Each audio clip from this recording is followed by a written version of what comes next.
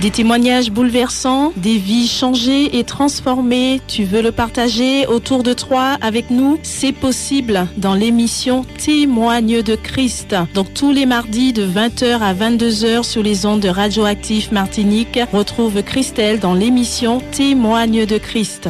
Amis auditeurs de Radioactif Martinique, nous vous souhaitons la bienvenue ce soir dans notre émission Témoigne de Christ.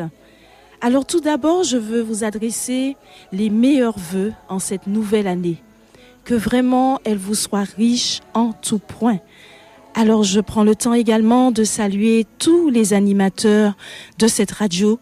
Je prends le temps de saluer également toute la Martinique, la Guadeloupe, la Guyane, la métropole, tous ceux qui nous écoutent de près ou de loin. Vraiment, soyez les bienvenus ce soir dans cette émission et que véritablement la grâce de Dieu puisse couler sur chacune de vos vies ainsi que vos foyers. Alors ce soir, c'est une première émission en tout cas en cette nouvelle année. Et je veux prendre le temps de remercier notre Dieu pour tout ce qu'il a permis pour nous, que ce soit les émissions précédentes et tout ce qu'il permettra également durant les émissions en cette année. Père éternel, tu es un Dieu d'amour, tu es un Dieu de bonté, tu es un Dieu tout-puissant. Et véritablement, nous voyons ta main à l'œuvre dans nos vies à chaque instant où nous crions à toi. Et nous voulons tout simplement, ce soir, te rendre l'honneur, te rendre la gloire, te rendre la louange qui te revient, parce que tu es celui qui prend soin de nous, parce que tu es celui qui veille sur nous, parce que tu es celui qui nous soutient en tout temps. Et véritablement, nous voulons prendre le temps de t'honorer. Alors vraiment ce soir, amis auditeurs, tu as encore le temps d'inviter un ami, un proche, un collègue. Tu lui demandes tout simplement de se connecter sur les 92.8 ou les 102.3. Et ce soir, nous allons passer un merveilleux moment dans la présence de notre Dieu. Alors bien sûr, je ne suis pas seule dans cette émission. Donc je vais vous présenter, en tout cas, ils vont se présenter, les invités qui sont avec moi sur le plateau. Et véritablement, nous allons donner gloire à notre Dieu ce soir.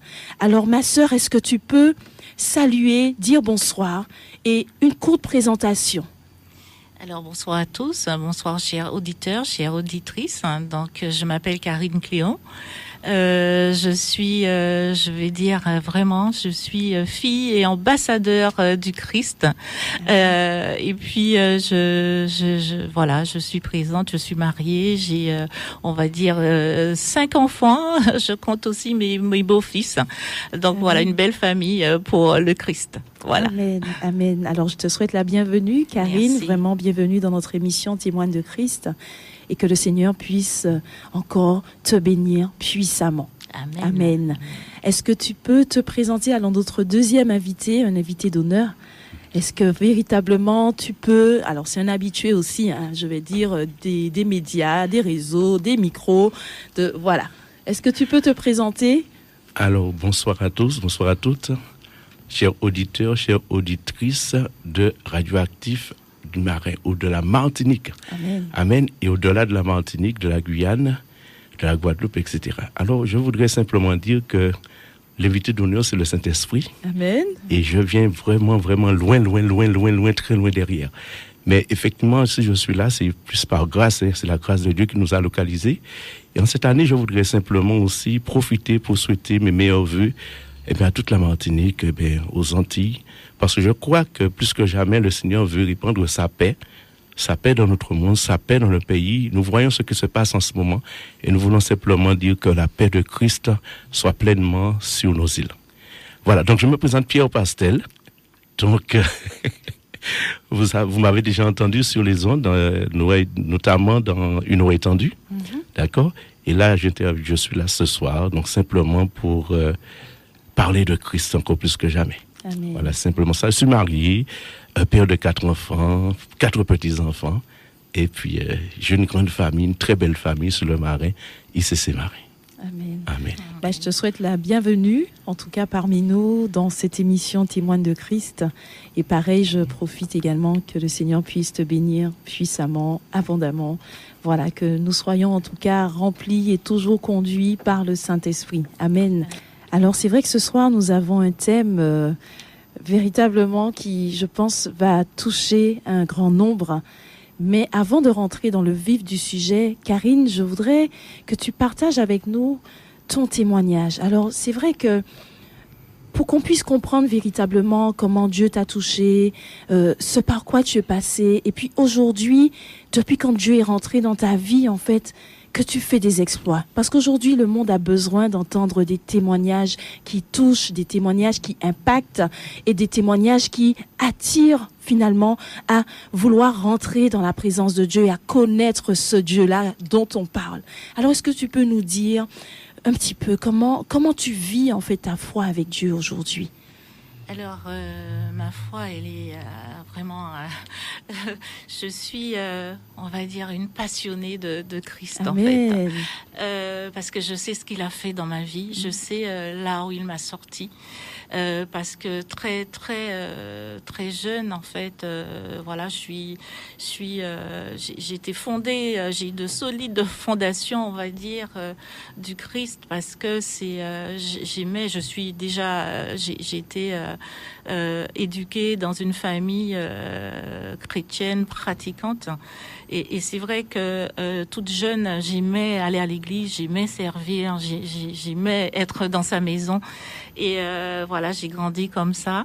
Et mais il y avait quand même un vide. Je dis un vide parce que à l'âge de 12 ans, j'ai entendu ma mère dire à une amie au téléphone que mon petit frère et moi, nous n'étions pas désirés. Et nous sommes une famille de 5 enfants. Et vraiment, sur le coup, c'est vrai que cette parole, enfin, je n'avais pas conscience à 12 ans de ce que ça voulait dire, mais cette parole, quand même, a travaillé mon cœur. Mm-hmm. Et j'ai grandi avec cela. En fait, la relation, comme à l'instar des jeunes filles et des mères qui ont cette relation fusionnelle, moi je l'ai pas connue du tout. Mm-hmm. Et j'aimais ma mère, mais on n'était pas connectés, on n'avait pas de relation profonde. Et voilà, j'ai grandi avec ce sentiment de rejet. Je pense qu'au fil du temps, ça a nourri en moi.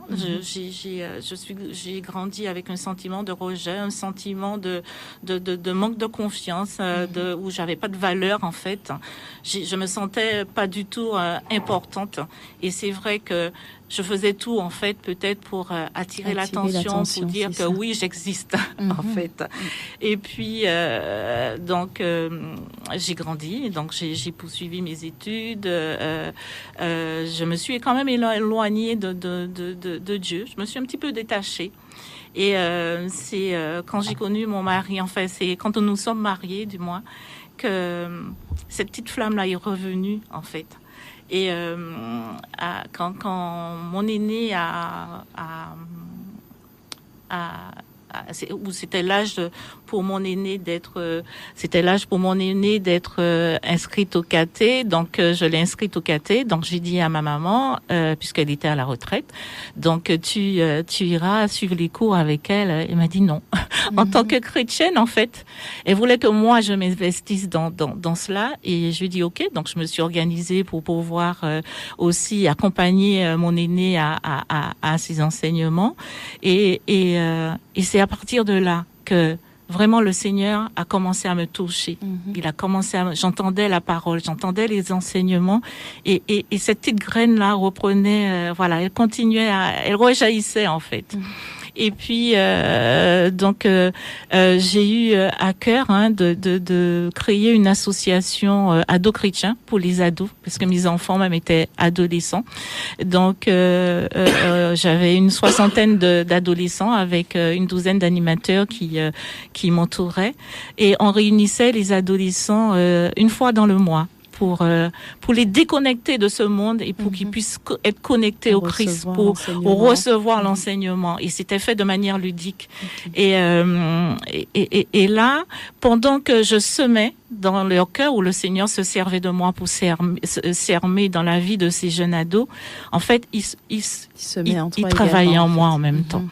Et donc, je me suis inscrite j'avais à cœur de m'inscrire à une semaine de jeûne et de retraite de 5 jours. Et c'est là que, au cours de ce jeûne, le Seigneur m'a demandé de pardonner à ma maman. Donc, de lui faire une lettre. Donc, j'ai fait cette lettre à mon retour, je lui ai donné. Et c'est vrai que depuis cela, on a eu une relation plus... on commençait à renouer les liens, en fait. J'étais plus attentionnée.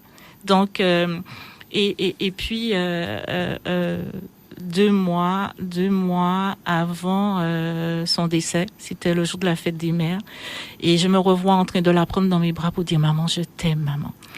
Et 2 mois après, elle mourait. Et ensuite, mon papa, 5 mois après. Et là, ça a été vraiment... je sais pas comment le dire, mais c'était une sécheresse profonde, mais vraiment, vraiment, vraiment. Et là, j'ai crié à Dieu. Je lui ai dit non, je comprends pas ce qui arrive. J'avais beaucoup d'interrogations, j'étais remplie de confusion. Et il est venu me toucher. Il m'a fait sortir de ces ténèbres, dans cette noirceur. Et il m'a dit, je t'aime. Amen. Je t'aime. J'ai entendu ces mots. Et il m'a poussé à aller vers une église évangélique. Et c'est là où vraiment, j'ai entendu de manière profonde les enseignements. J'ai entendu le Christ me dire, tu es une merveilleuse créature. Amen. Tu as du prix à mes yeux. Amen. Amen. Et depuis cela, vraiment, j'ai vu ma vie changer, mais vraiment, vraiment, vraiment. Et aujourd'hui, tous ceux qui pouvaient me dire voilà que tu n'es rien, non, mais en fait tous ces onces de rejet sont sortis de ma vie, en fait, et je vis pour le Christ. Je vis pour lui. Il m'a donné ce cœur pour aller vers les autres, pour leur dire mais toi aussi Dieu t'aime, tu as du prix à ses yeux. Et c'est ce que je fais aujourd'hui.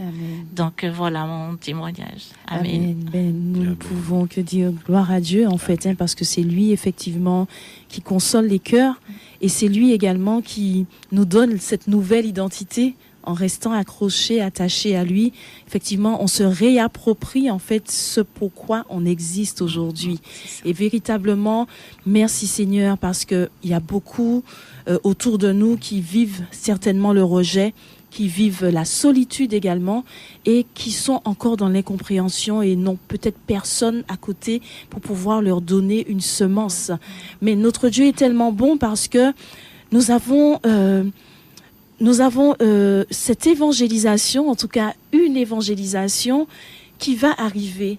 Et ce moment permettra effectivement de semer la parole de Dieu, de témoigner de qui on est. Alors, est-ce qu'on peut voir ensemble, 3 serviteurs Abbé Pierre, est-ce que tu peux nous définir en fait ce qu'est l'évangélisation pour toi? Alors, définir de façon... pas forcément biblique, d'accord? On reste sur la définition classique d'une évangélisation, et puis on va rentrer dans cette partie spirituelle où effectivement on va commencer à parler de la gloire de Dieu. Alors, c'est vrai que tu me prends de court, mais je crois que évangéliser, c'est déjà la première chose, c'est aller vers les autres. D'accord? Parce que dans cette vie où nous vivons, plus particulièrement, nous sommes au XXIe siècle, et nous voyons des vies malmenées. On n'a même pas besoin de parler de la foi pour l'instant, mais on voit des personnes justement qui n'ont pas la foi en elles-mêmes. D'accord?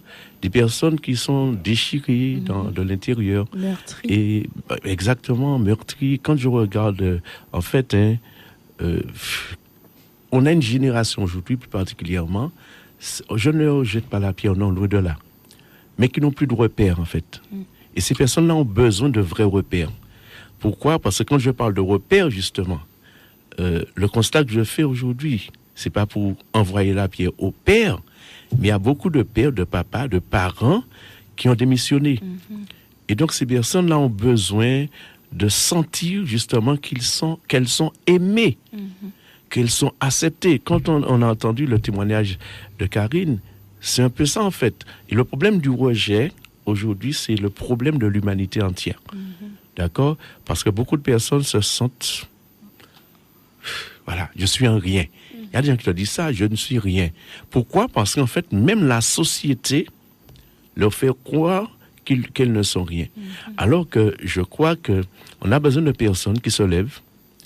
Comme tu as dit, moi je bénis Dieu quand j'ai entendu la sœur Karine parler de, tu vois, le truc des ados qu'elle a fait là. En fait, on va parler un peu plus, mais on voit que déjà, on a ce besoin. Cette jeunesse a ce besoin-là. Et si effectivement, on ne se lève pas pour aller vers ces jeunes-là iront ailleurs. Ils vont prendre justement ce qui n'est pas bon. Nous voyons, je vais parler de violence, la violence qui sévit en Martinique l'an dernier, ça a été catastrophique. Et vous savez, quand on regarde, à l'instant, quand je regardais le journal, je vois pareil, on a trouvé un homme tué par balle chez lui. Donc, le monde est dans l'insécurité et ce monde-là a besoin de la sécurité. Amen. Et la vraie sécurité dont elle a besoin, je fais le parallèle, je fais le pont, et bien c'est de Christ. Amen. Amen. Amen. Amen. Alors, justement, on va prendre un passage, en fait, 2 Timothée 4, à partir du verset 2, ou même, peut-être même avant, on peut prendre même avant. Je t'en conjure devant Dieu et devant le Seigneur Jésus-Christ, qui doit juger les vivants et les morts, et au nom de son apparition et de son royaume, prêche la parole, insiste en toute occasion, favorable ou non, reprend, censure, exhorte avec toute douceur et en instruisant. Et là, vraiment, ça fait partie effectivement de l'évangélisation. Donc, on a dit qu'effectivement, allez, tu as dit tout à l'heure, pasteur, allez.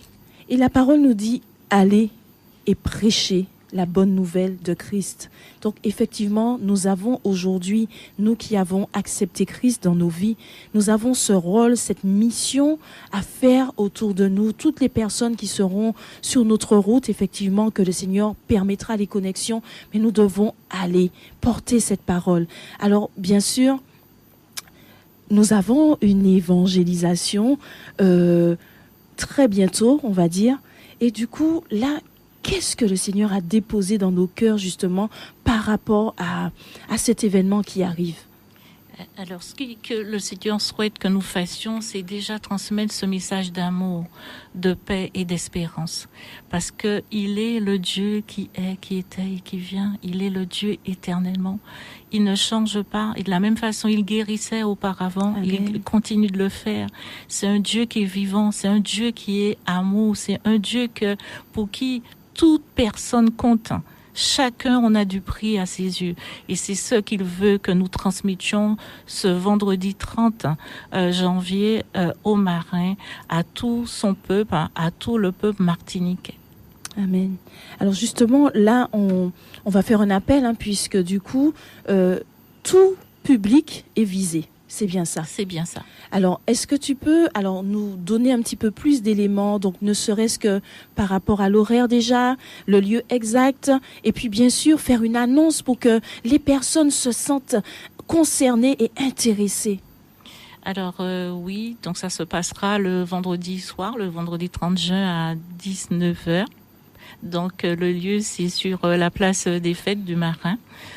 C'est vrai que nous attendons beaucoup de monde parce que le Seigneur agira. Nous avons cette pleine conscience qui va se manifester, qui va restaurer les cœurs, qui va guérir les malades, qui va vraiment transformer des vies.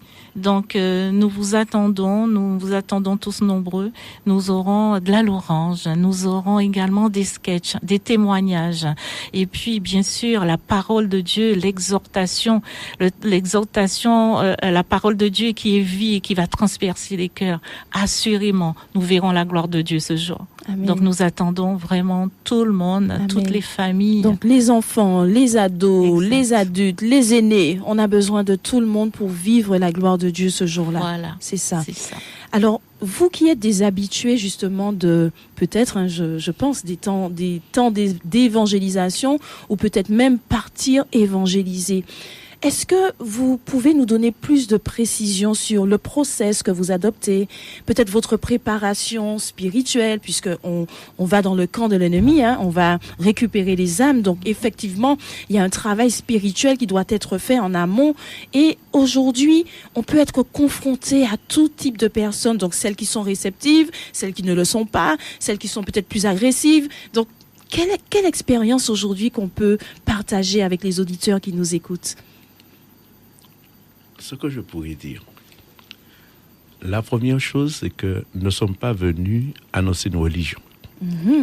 Ça, c'est la première chose.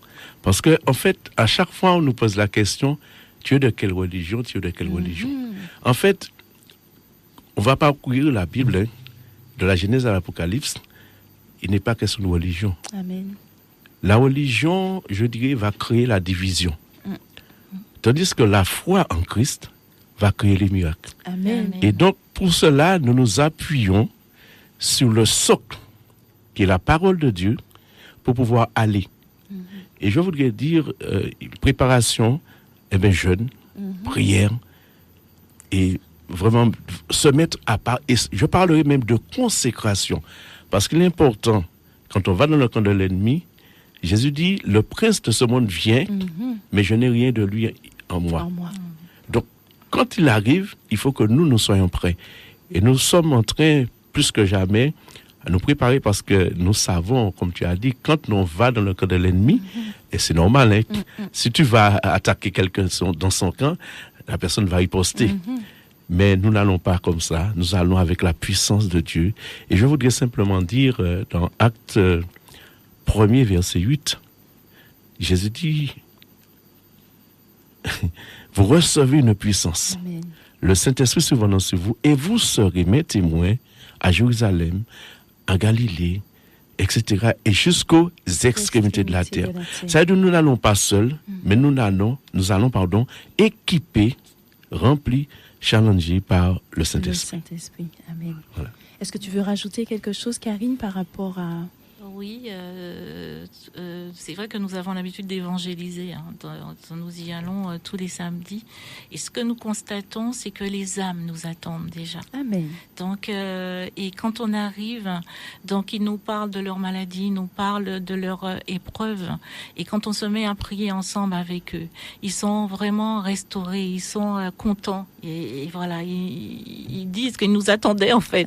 Et ça confirme ce que la parole de Dieu dit, que les âmes attendent dans la manifestation des fils. Amen. Donc voilà, il faut qu'on y aille. Il faut qu'on y aille, puisque le Seigneur nous a sauvés pour que nous puissions, nous, à notre tour, sauver. Amen. Donc voilà. Alléluia. Et c'est vrai que j'ai même envie de rajouter que les desseins de l'Éternel, ce sont ceux qui s'accomplissent. Donc lorsqu'effectivement est arrivé le moment pour qu'une âme vienne à Dieu, effectivement, le Seigneur prépare, il dispose déjà, il met en place les choses pour qu'effectivement, le moment venu, en fait, tout coule de source. Et je crois vraiment que c'est pour cela qu'on a ces retours lorsque les personnes nous disent, on vous attendait, parce que le Seigneur lui-même aussi a déjà devancé, il a fait les choses en amont. Donc, en fait, on arrive, il a préparé le chemin, nous sommes préparés. Et puis, effectivement, le miracle s'opère, la gloire descend, les témoignages vont affluer. Enfin, voilà, on voit vraiment la main de Dieu dans ces moments. Alors, amis auditeurs, je ne sais pas ce que tu es en train de faire. Je ne sais pas non plus si tu restes connecté, en tout cas, à cette émission, mais tu peux encore inviter autour de toi. Je crois véritablement que ce thème ce soir, en fait, est plus que parlant. Parce qu'aujourd'hui, on a besoin de l'évangélisation, on a besoin de partir, parler de Dieu, annoncer la bonne nouvelle de Christ. Et tu peux cerner un peu autour de toi, ton entourage, effectivement, quelqu'un qui vit une difficulté, quelqu'un qui peut-être est attristé, quelqu'un qui t'a confié en fait un problème et là tu lui dis, ben, connecte-toi ce soir parce que on parle de Dieu et je pense que ce Dieu-là pourra t'aider, pourra t'apporter la solution dont tu as besoin. Alors en tout cas, si tu viens tout juste de te connecter, nous sommes dans l'émission Témoigne de Christ. Alors cette émission, je le rappelle, nous donne simplement l'opportunité de témoigner de Christ, de ce que Dieu a fait dans nos vies. Et le témoignage peut être le vécu, il peut être par la parole, il peut être par un chant, il peut être par un livre. Enfin voilà, le Seigneur donne tout simplement l'opportunité de parler de lui. Alors pour revenir à l'évangélisation, moi je voudrais entendre, alors peut-être que à l'antenne, il y a une famille qui est là ce soir autour de sa table et qui a envie de rencontrer ce Christ-là, mais a besoin d'entendre un témoignage percutant. Par exemple, dans un temps d'évangélisation, un samedi matin, est-ce que vous pouvez nous dire une intervention miraculeuse de notre Dieu? Est-ce que vous avez un témoignage? Ce jour-là, vous avez rencontré un bien-aimé, peut-être qu'il y avait une douleur à la jambe, peut-être qu'il y avait des migraines, enfin je ne sais pas. Et que le témoignage est venu après parce que le Seigneur a fait. Amen. On en a pas mal. Alors on y va. Pourquoi? Parce que nous avons un Dieu, la Bible nous dit, Jésus-Christ est le même, hier, aujourd'hui et éternellement. Dans les temps d'évangélisation, on a un témoignage plusieurs témoignages qui sont récents, de guérison ou de restauration. Parce que des fois, la personne vient, peut-être qu'elle n'a pas de douleur physique, mais il y a beaucoup de douleur émotionnelle.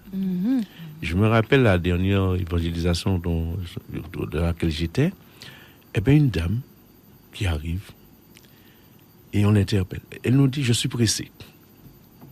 On dit, bon, on ne va pas vous retenir trop longtemps. Et là, c'est elle qui se met à parler. Amen. Elle parle, elle raconte sa vie. Je ne vais pas dire plus parce que la personne connaît mon nom. Donc, et je ne la connaissais pas. Mais bon, bref, en tous les cas, ce qui s'est produit juste après, je lui dis, est-ce qu'on peut prier avec toi? Elle a accepté la prière. Et on a prié avec elle, Et puis, elle a continué à parler. Et puis, à un certain moment, elle me dit, wow, mais je me sens légère. Ça veut dire que Dieu aussi, il est écrit dans Matthieu 11, verset 28, vous tous qui peinez et ployez sous le poids du fardeau, venez, je vous donnerai du repos, car mon fardeau est aisé, mon joug est lésé, mon fardeau léger. Donc, Jésus veut que tu puisses venir avec ton fardeau. Ne dis pas, je suis trop chargé pour venir à Jésus. Non, justement, c'est parce que tu es chargé, il y a quelqu'un qui va te décharger, c'est lui seul. Amen. C'est pas le pasteur, c'est pas l'assistant pasteur, c'est pas la sœur Karine, c'est pas la sœur Christelle, mais c'est Jésus qui est capable de faire cela. Donc, je laisse la parole à Karine. Oui, donc un jour dans les rues du Vauclin, donc nous étions, nous baladons pour justement annoncer la parole de Dieu, et nous avons rencontré un jeune homme. Et il était accompagné d'un autre jeune homme plus âgé. Donc, mais celui-là, il était en colère contre nous. Quand il s'est approché de nous voir évangéliser son ami, donc il était vraiment en colère. Donc, il a manifesté vraiment toute sa colère pour que nous puissions être dérangés, déstabilisés. Mais vraiment, en retour, l'amour qu'on lui a donné. Donc, son attitude a vraiment changé d'un instant, en fait. D'un instant à l'autre, on l'a pris dans ses bras. Il nous a raconté vraiment sa souffrance, cette blessure qu'il avait parce que sa mère l'a rejeté. Donc là, moi qui ai vécu cette expérience, en fait, donc nous avons pu l'encourager et toute cette colère-là s'est dissipée. Et il était content de savoir qu'il y a un Dieu qui l'aime, en fait. Amen. Donc, et il était étonné aussi de voir qu'on pouvait lui manifester cet amour sans jugement, en fait. Donc, et c'est ce qui est beau, parce que le Seigneur nous avait déjà préparé. Amen. À aucun moment on était déstabilisé, mais en fait, il nous l'a dit. Hein, ça m'en fait là, c'est pour que les autres paient partie. Il a bien dit, mais il a dit waouh. Donc, et puis il nous a dit qu'il nous aimait, quoi, en fait, parce que lui, il a jamais reçu cet amour. Et c'est ça, c'est ces cœurs lourds là, ces cœurs chargés qui ont besoin que nous, enfants de Dieu, nous puissions leur dire Jésus t'aime, nous aussi nous t'aimons. Et voilà, c'est d'où l'importance d'y aller, quoi, en fait. Amen, amen. Alors moi, ce que je retiens aussi lors de ces moments, en fait, c'est que le plus souvent, le Seigneur met sur notre route des personnes qui vivent ce qu'on a vécu. Ouais.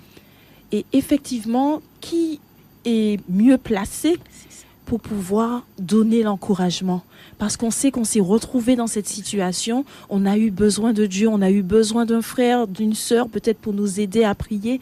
Et ça nous a permis effectivement de nous relever. Donc le Seigneur met à notre disposition. Alors il nous donne ce témoignage pour que nous puissions le porter et mettre également sur nos routes en fait des personnes que nous allons accompagner pour les aider à sortir de leur souffrance, de leur douleur. Et voilà quoi. Donc après, pour revenir effectivement à ce que tu disais, Karine, c'est très important de manifester l'amour de Dieu. Surtout en tant que... Alors, je ne vais même pas dire chrétien, je vais aller plus loin, je vais dire en tant que disciple de Christ. Parce qu'effectivement, on a besoin de refléter ce caractère et de porter ce caractère. Je dis même porter ce caractère. Parce qu'on ne peut pas donner ce qu'on n'a pas. Tout à fait. Et ce qu'on a, c'est Dieu qui nous l'a donné. On sait qu'on l'a reçu de Dieu et qu'on se doit effectivement de le transmettre à autrui. Donc, c'est important pour moi que l'amour soit répandu, c'est important véritablement que l'amour soit communiqué et l'amour de Dieu. Parce qu'il y a l'amour effectivement charnel, mais il y a l'amour de Dieu, l'amour agapé, qui nous permet véritablement de ressentir cette transformation intérieure. Amen. Amen. Amen. Est-ce que tu veux rajouter autre chose, AP? Simplement pour appuyer ce que tu disais, le verset qui me montre en fait, c'est Romains 5, 5. Est-ce qu'on peut le prendre? Oui, il n'y a pas de souci. Comme ça, on va partager avec nos auditeurs. Si vous avez un petit stylo, votre cahier, votre Bible, c'est important de noter les versets bibliques. Alors, tu disais Romains 5. Romains 5, 5. Verset 5, chapitre Amen. 5, verset 5. Est-ce que ma soeur Karine, tu peux envoyer l'un d'entre vous, hein? Vous pouvez lire? Oui. Or, l'espérance ne trompe point, parce que l'amour de Dieu est répandu dans nos cœurs par le Saint-Esprit qui nous a été donné. Amen. Amen. En fait, comme tu disais, je le crois à partir du moment qu'on accepte Christ dans notre vie, on fait de lui notre sauveur, Seigneur personnel, nous recevons cet amour agapé, Amen. cet amour de Dieu. En fait, on arrive, et il faut qu'on arrive justement à la dimension de connaître la hauteur, la longueur, la largeur et la profondeur de l'amour de Dieu. Quand on vit cela pleinement, eh bien, on communique l'amour. Amen. Et quand tu communiques l'amour, j'ai dit dans une prédication que l'amour attire l'amour, parce que l'amour va attirer la personne qui a soif d'amour. Amen. Parce qu'il y a une question de besoin. Pourquoi les gens font tant de conneries, tant de bêtises Moi-même, j'en ai fait. Et je peux dire, je ne vais pas témoigner trop longtemps, mais je peux dire que par rapport à ce que j'ai vécu, ce manque d'amour, que je n'avais pas mon père, je n'avais pas ma mère, j'étais en quête de cet amour-là. Et j'ai fait des conneries, j'ai fait des bêtises dans l'école, etc. Mais quand l'amour de Dieu s'est manifesté dans mon cœur, eh bien, j'ai changé du tout au tout. Amen. Et les gens ne comprennent pas, parce que sincèrement, l'amour de Dieu transforme. Amen. Alors, s'il y a quelqu'un qui est en train d'écouter, je te dis, mon frère, ma soeur, la Bible nous dit que même si ton père et ta mère t'abandonnent, mais l'Éternel te recueillera. L'Éternel ne peut pas te laisser là où tu es. Car la Bible nous déclare, car Dieu a tant aimé le monde qu'il a donné. Donc c'est l'amour, cet amour-là qu'il a répandu dans le cœur, c'est ce même amour qu'il répand dans ton cœur si tu l'acceptes comme sauveur et Seigneur personnel. Amen. Amen. Alors, j'ai une question qui me vient, en fait. Est-ce qu'on est tous appelés à évangéliser? Je dirais oui. Alors pourquoi oui? Dès l'Ancien Testament, on voit dans Exode, quand Dieu libère le peuple d'Israël, la première chose qu'il dit à Pharaon, laisse partir mon peuple afin qu'il me serve. Alors, je dirais, regardez bien, avant de mourir, Jésus parle de 3 choses. Dans Jean 17, il parle de l'unité, d'accord? Parce que quand on va partir, il faut qu'on soit unis. Parce qu'un peuple divisé ne peut pas gagner. Et je profite de cette antenne pour dire à tous les chrétiens, soyons unis. Amen. C'est quand nous serons unis qu'on va voir la gloire de Dieu. La Bible dit que 1 chasse 1000, 2 chasse 10 000. Avant de mourir, il leur donne une mission, il leur donne un ordre, un commandement qui est vital. Donc, Père, je prie qu'ils soient parfaitement eux. Dans Luc, à la fin, Luc 24, là aussi, il parle du Saint-Esprit. Il leur dit, attendez de recevoir le Saint-Esprit. Attendez de recevoir cette force, cette puissance d'en haut. Et dans Acte 1, verset 8, c'est à ce moment-là qu'il dit, il le fait. Ce que sa bouche dit, sa main l'accomplit. Dans Acte 1, verset 8, il dit justement, vous recevez une puissance, le Saint-Esprit. Amen. Donc en fait, c'est le Saint-Esprit qui nous permet d'évangéliser. J'insiste pour dire, quand un chrétien a accepté Christ dans sa vie, il a le Saint-Esprit. Il n'est peut-être pas baptisé du Saint-Esprit, mais il a déjà le Saint-Esprit en lui, parce que la Bible dit, quand tu acceptes Christ, tu deviens le temple du Saint-Esprit. Donc tout le monde, normalement, devrait évangéliser. Pourquoi? Parce que si on regarde là où j'étais hier, et là où je suis aujourd'hui, je ne peux pas laisser une âme mourir alors que Christ m'a sauvé. Amen. Amen. Tu veux rajouter quelque chose, Karine? Qu'est-ce que tu en penses, en fait?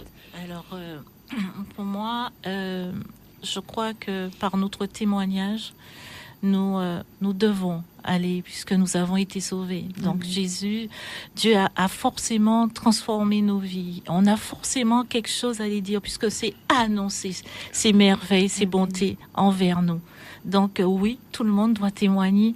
Donc, parce qu'à côté de nous, au travail, il peut y avoir une âme ou un collègue de travail qui est vraiment affligé. Son cœur est submergé de choses négatives. Donc, comment, en tant que fille ou fils de Dieu, nous pouvons pas dire que Dieu t'aime? Amen. Viens à lui. Amen. Il va changer ta vie. Donc, oui. Nous avons tous ce devoir, cette responsabilité d'évangéliser là où le Seigneur nous a placés. Amen. Justement, j'en venais, puisque là où le Seigneur nous a placés, et c'est vrai qu'on peut être au travail, et puis on se rend compte que le ou la collègue, en fait, a un problème. Donc, qu'est-ce qu'on fait? On est au travail, on fait quoi? À coup sûr, le Saint-Esprit fera en sorte qu'il y ait une opportunité pour le faire. Parce que le plus souvent, on est peut-être, comment dire, on va peut-être se sentir gêné. Oui, vas-y. Pourquoi? Parce que je travaillais dans le domaine laïque. Et effectivement, on dit qu'on n'a pas le droit. Mais je crois que Karine a dit quelque chose, enfin on a dit, si nous sommes remplis du Saint-Esprit, en fait, même le directeur va comprendre. Je parle en connaissance de cause.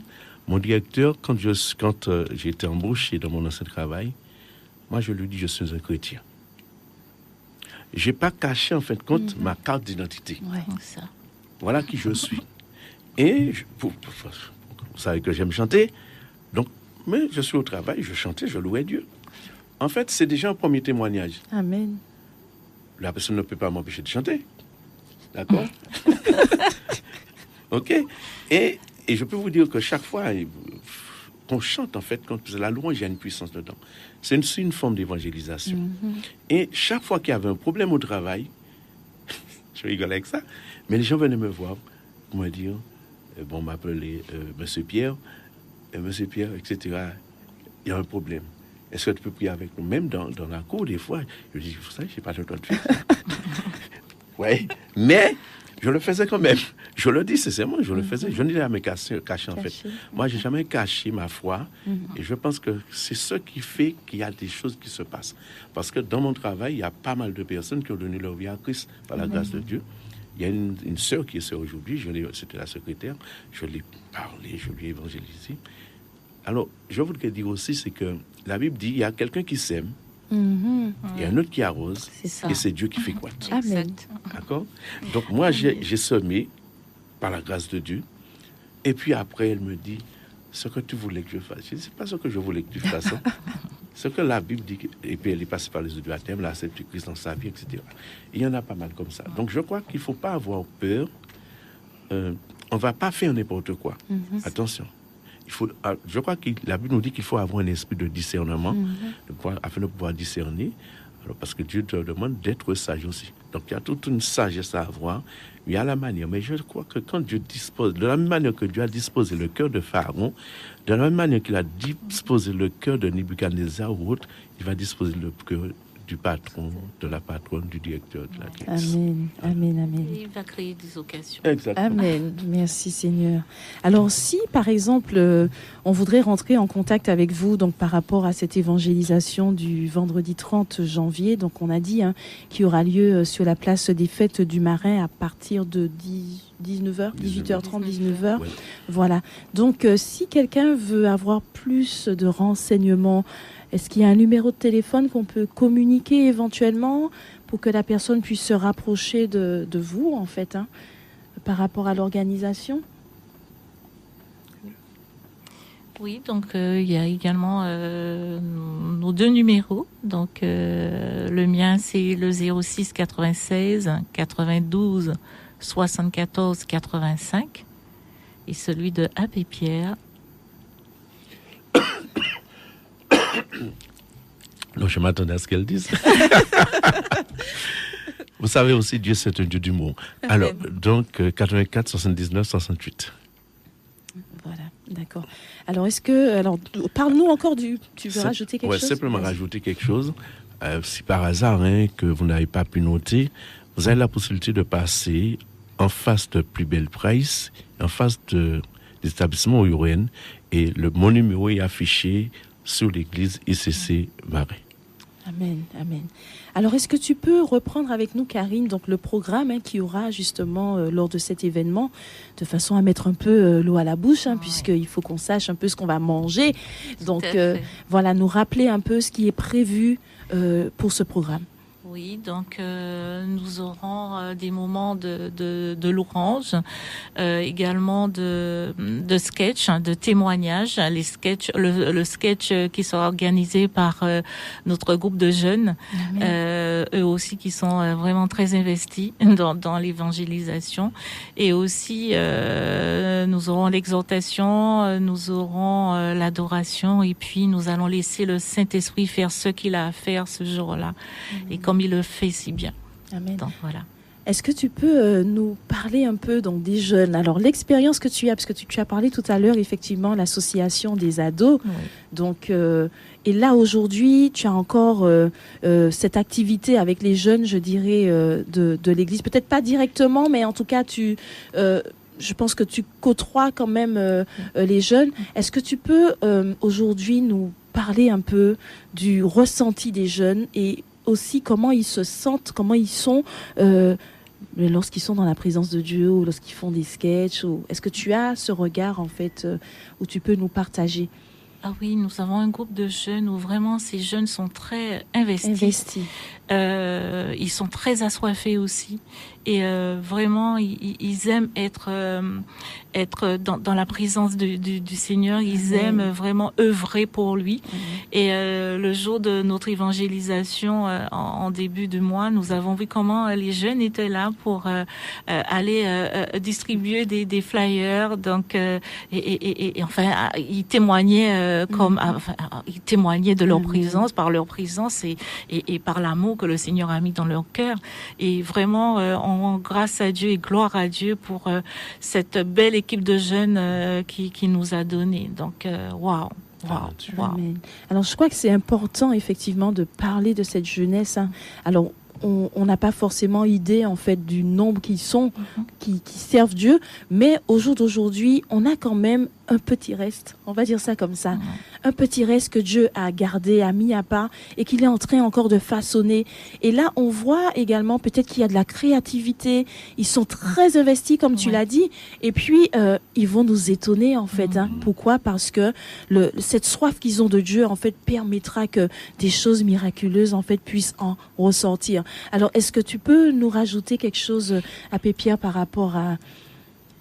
Je dirais que quand on regarde dans Joël 2, et les jeunes gens. Voilà, et vraiment, véritablement, ce verset m'a toujours interpellé. Dit, vos jeunes gens vont avoir des visions et des songes, etc. Ils prophétiseront. Ils vont prophétiser. Et je crois que Dieu, là, il est en train de mettre à part une jeunesse, et je crois à la jeunesse, en fait. Même je profite pour lancer cet appel. Voilà. Même toi aussi qui es là et qui te dit que tout est fini, mes parents ne veulent pas de moi, je suis rejeté, la société me rejette. Parce que j'ai dit la société me rejette. Parce qu'on me voit dans les coins de rue, la société me rejette. Parce que je suis dans les abribus, etc. Toi qui écoutes là en cet instant, je te dis que c'est toi que Dieu veut, justement. Dieu, il est venu pour toi. La Bible nous dit que Jésus n'est pas venu pour les bien portants, mais il est venu pour les malades, pour les faibles, pour les pauvres. La Bible dit ce qu'il y a de faible dans le monde, c'est ce qu'il a choisi pour confondre la puissance des forts. Et ce qu'il y a de fou dans le monde, c'est ce qu'il a choisi pour confondre la sagesse des sages. Donc je vois véritablement une jeunesse qui est là et je suis persuadé. Moi, j'ai confiance que cette jeunesse va impacter par leur témoignage, par vraiment leur cœur, parce qu'ils ont un cœur aussi, je ne sais pas si vous avez remarqué, ils ont un cœur rempli, et Dieu a commencé une belle œuvre. Je veux tout simplement dire cela. Amen.